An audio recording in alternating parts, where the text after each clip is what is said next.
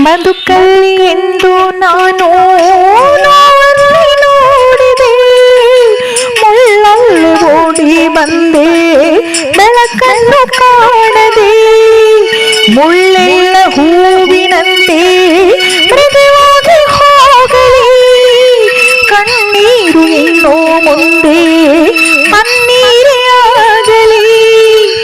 ಈ ನಿನ್ನ ಸ್ನೇಹ ಹೀಗೆ ಹೊಸ ದಾರಿ ತೋರಲಿ, ಈ ನಿನ್ನ ಸ್ನೇಹ ಹೀಗೆ ಹೊಸ ದಾರಿ ತೋರಲಿ. ಕಾಣದ ಭೀತಿಯ ದೂರ ಮಾಡುತ್ತ ಕಾಪಾಡು ನಮ್ಮನ್ನು ದೇವಿ.